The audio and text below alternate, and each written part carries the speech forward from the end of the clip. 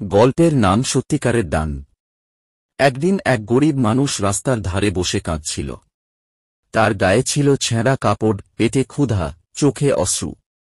অনেক লোক পাশ দিয়ে গেল, কেউ খেয়াল করল না। হঠাৎ এক তরুণ মুসলমান ছেলেকে দেখে সে হাত তুলে বলল, ভাই, আল্লাহর ওয়াস্তে একটু সাহায্য করবেন। তরুণটি থেমে গেল। তার পকেটে ছিল মাত্র 50 টাকা। সে ভাবল, এটা দিয়ে আমি নিজের জন্য খাবার কিনতে পারি, কিন্তু এই মানুষটা তো কিছুই খায়নি। তখন সে নির্দ্বিধায় পকেটের শেষ টাকা গরিব মানুষটির হাতে দিয়ে বলল, ভাই, দোয়া করবেন আমার জন্য। গরিব লোকটি চোখে জল নিয়ে হাত তুলল, হে আল্লাহ, এই ছেলেটার রিজিক বরকত দাও, তার সব হাল ঠিক করে দাও। সেদিন সন্ধ্যায় সেই তরুণ চাকরির ইন্টারভিউতে গেল, যেখানে সে কোনো আশা করেনি।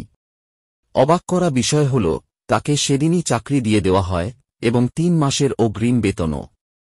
সে চোখ তুলে আকাশের দিকে তাকাল। তার হৃদয় বলে উঠল, আল্লাহ কখনো কোনো দানকে বৃথা যেতে দেন না। উপদেশ: সত্যিকারের দান হল এমন কিছু দেয়া, যখন তোমার নিজেরও কম থাকে। আল্লাহ সেই দানকে সবচেয়ে বেশি পছন্দ করেন।